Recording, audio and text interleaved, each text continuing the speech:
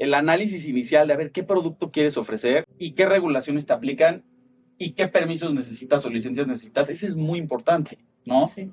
Porque si tú llegas conmigo y me dices, oye, quiero recibir depósitos de mis clientes y prestar ese dinero, ese es el producto que yo quiero prestar en un mes. Entonces, me cuesta mucho trabajo decirte que lo vamos a poder hacer o no, porque eso conlleva una licencia bancaria, ¿no? O una licencia SOFIP. Y pues el time to market de tu producto pues va a ser hasta que tengamos esa licencia. Bienvenidos a The Product Latam Podcast, el espacio donde exploramos el mundo de los productos digitales en Latinoamérica.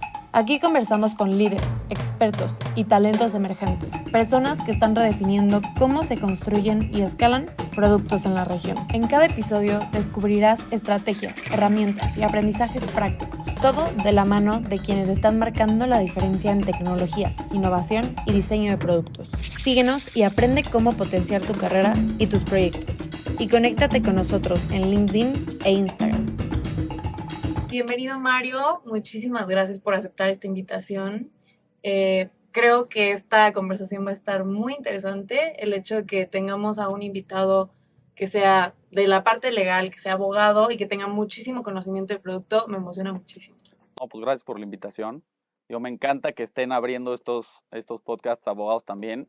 Creo que tenemos mucho que platicar, pero mucha gente no nos quiere escuchar. Entonces, mil gracias por la invitación. Sí, y bueno, a mí se me hace súper relevante que llevas 7 años trabajando con fintechs, 3 de esos en Fairplay, ¿cierto? Uh-huh. Que es de donde nos conocemos. Correcto. Entonces, cuéntanos un poquito de tu trayectoria y luego nos pasamos a la parte técnica. Mira, yo empecé a trabajar muy chico en despacho. Estuve muchos años en un despacho de los importantes en México. Y justo ahí me tocó cuando salió la ley FinTech en 2018, empezar a analizarla y empezar a asesorar a los primeros clientes que querían entrar a ese mundo, ¿no? Entonces, desde ahí empezó mi interés o nació mi interés por este tipo de operaciones. Y nos empezamos a meter, era un mundo nuevo. Y pues me dio oportunidad de conocer varios proyectos desde el principio, ¿no? Y empezar a acompañarlos a lo largo de su crecimiento. Después de eso me fui de maestría, entonces lo puse en hold tantito. Estuve un año en Frankfurt y de ahí trabajé un año más en un despacho allá, viendo más temas de Money. Y luego regresé y fue cuando entré a Fairplay y tuve el gusto de conocerte y trabajar contigo para ayudarles a estructurar un poco la operación desde el punto de vista legal, pero también ayudarles con el tema de fundraising, con el tema de estrategia, ¿no? Y pues fue una aventura muy interesante. Y de ahí ahora regreso a despacho a tratar de ser un advisor externo para personas que quieren emprender en este mundo tan complejo que es fintech, ¿no? Sí, y justo ahorita pensando en, ok, ¿de qué vamos a hablar en este podcast? Platicábamos, pues, también de tu trayectoria y en dónde estás hoy en día, ¿no? O sea, tú ayudas a los VCs a estructurar, bueno, cómo vamos a invertir en algunas fintechs, por ejemplo, y del otro lado, cómo, del lado de una fintech, cómo vamos a generar el producto que esté regulado y que esté sustentado por las regulaciones, las leyes y demás. Entonces, me encanta que digas eso porque es precisamente donde te platicaba que el valor que puede agregar viene ahí, ¿no? Sí. Nosotros asesoramos del lado del inversionista, pero también asesoramos del lado del entrepreneur, ¿no? Entonces, nos toca ver esta dualidad que existe en lo que quieren ver los inversionistas para hacer la inversión, pero al mismo tiempo, ¿qué tiene que hacer la empresa para hacer appealing a los inversionistas desde el punto de vista legal, regulatorio y compliance, ¿no? Entonces, pues eso ha sido muy interesante y creo que está avanzando mucho México en ese sentido.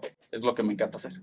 Pues cuéntanos un poquito entonces como de esta parte de las regulaciones, o sea, cómo funcionan hoy en día, de dónde vienen y a lo mejor hasta hacia dónde van, pero empecemos con lo que existe hoy en día, ¿no? O sea, ¿qué regulaciones existen?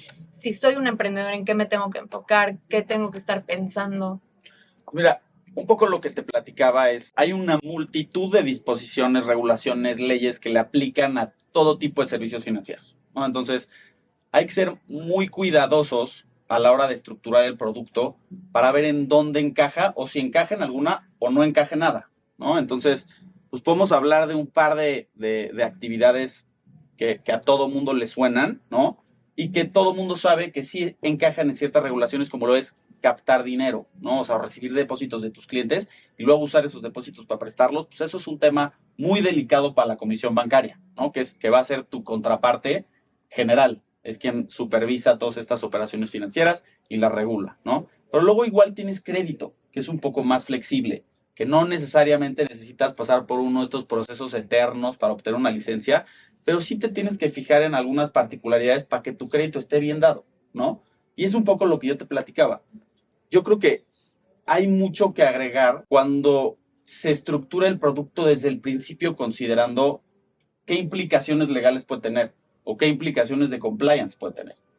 Que tú y yo nos tocó trabajarlo juntos, ¿no? Y este como análisis holístico del producto, donde las diferentes áreas se comuniquen entre sí y te des cuenta que al final, que tú hagas un onboarding digital de una entidad que da créditos que cumpla con la regulación, pues igual y le va a ayudar al área de prevención de fraudes, o le va a ayudar al área de underwriting, o le va a ayudar al área de finanzas para hacer un loan book limpio, ¿no? Entonces, todo eso contribuye y suma, y luego la gente es cuando no se da cuenta y trata de ver al abogado como un obstáculo y quitarlo del camino, aventarse el producto y ya luego viene todo el problema cuando no lo consideraste desde el principio, ¿no? Sí, que justo hablábamos de esos riesgos que mitigas cuando tienes Exacto. a un abogado. Pero me gustaría como que adentrarnos mucho más, ¿no? O sea, ahorita platicamos, creo que nos contaste, sí, toda la parte de regulaciones, qué productos financieros existen. Ahora, o sea, regresando un poco a esa parte, ok, existe el crédito que es un poco menos regulado, está más libre, pero, por ejemplo, ¿cuál es la diferencia entre una SOFIPO, una SOFOM, una IFPE?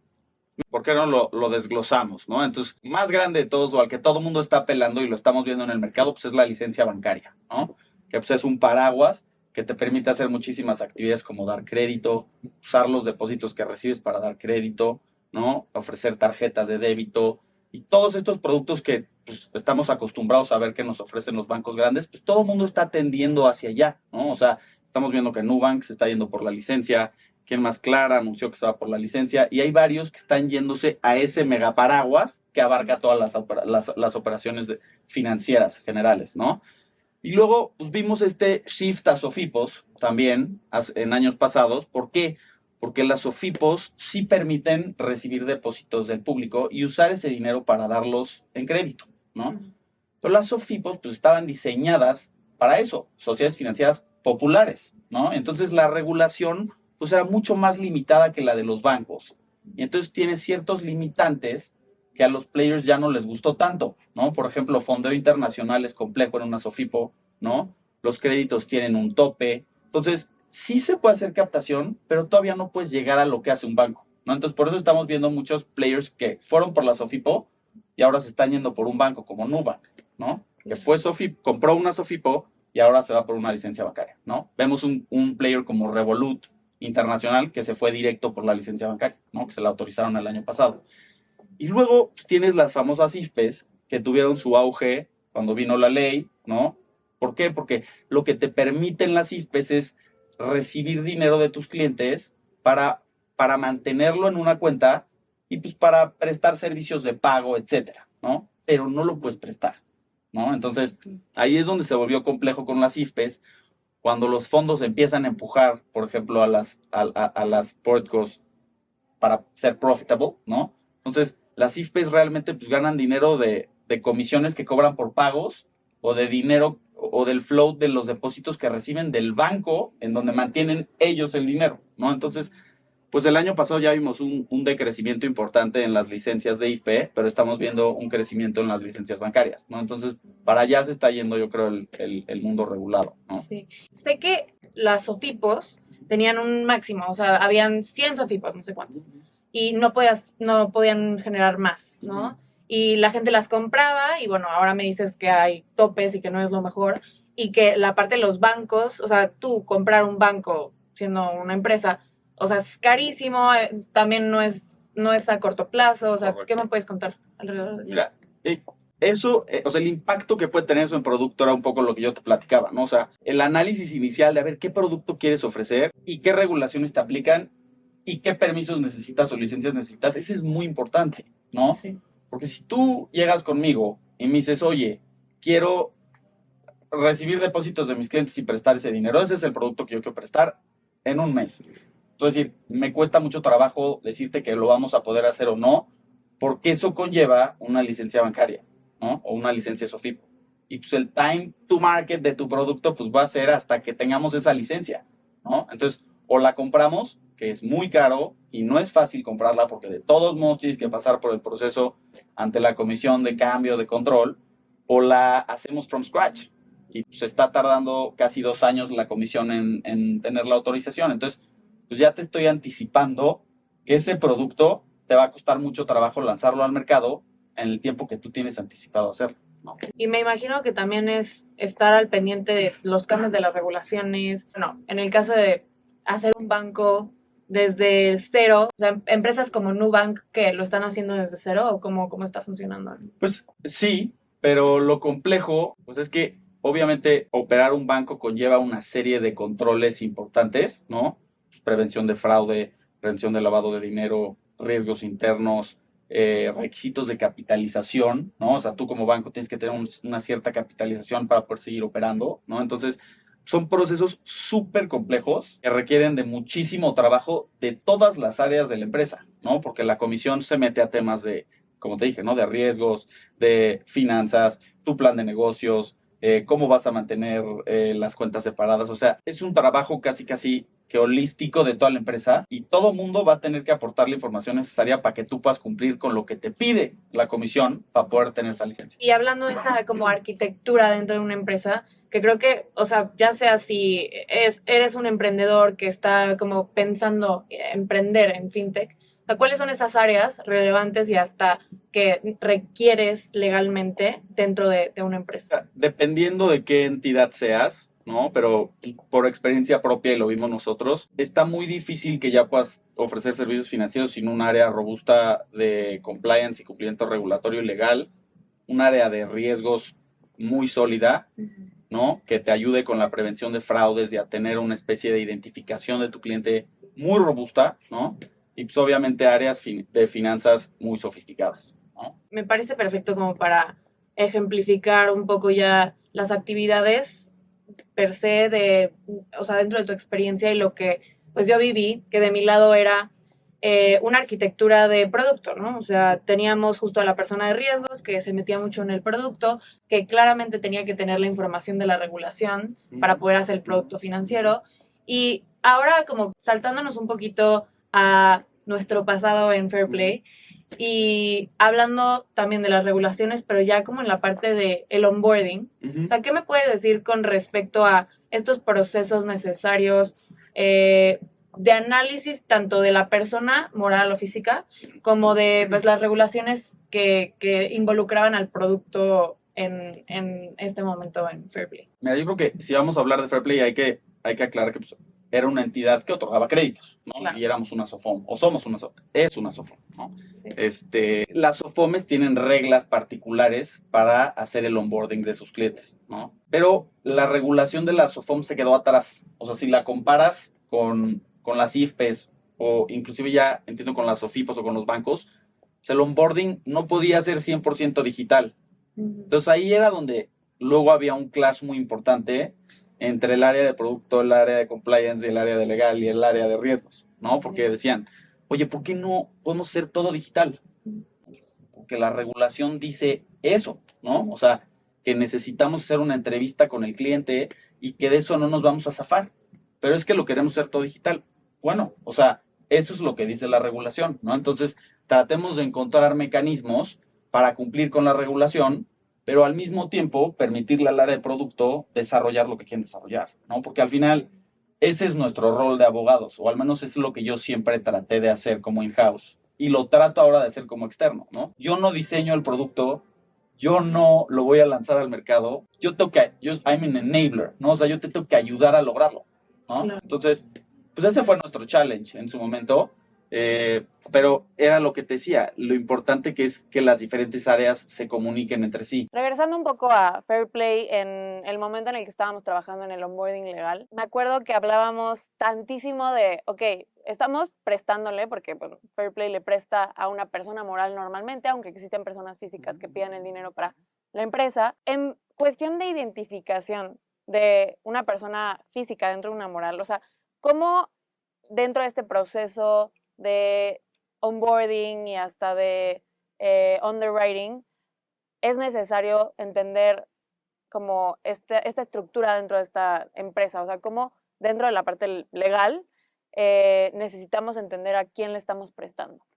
Es que ahí es donde te digo que el approach holístico es súper importante. ¿Por qué? Porque si yo le voy a prestar a una empresa, pues tengo que entender quién controla esa empresa, ¿no? ¿Por qué? Porque pues, mi sujeto de crédito puede ser la empresa y puedo analizar a la empresa, pero quien está detrás de la empresa, o sea, la persona final que controla esa empresa, pues, también es mi cliente, ¿no? Y a ese es al que tengo que identificar también. Y las disposiciones de prevención del lavado de dinero justamente le piden a las entidades que identifiquen plenamente a los beneficiarios de las personas morales a las que les estés prestando. Sí, y bueno, me acuerdo muy bien que, o sea, teníamos todo este proceso, ¿no? O sea, las preguntas, hasta identificar un poco, y regresando a que, bueno, era una SOFOM, y teníamos que identificar dónde se encontraban físicamente, o sea, como me imagino que tenía que ser una oficina, o sea, cómo esto se relaciona con la regulación. Ahí es donde a veces la regulación aporta algo de valor, pero se tiene que complementar con la estrategia de la entidad a la que está regulando, ¿no? Porque la regulación te establece ciertos requisitos básicos para identificar a tu cliente, pero además, pues hay un tema de prevención de fraude y calidad crediticia que la empresa le interesa saber, ¿no?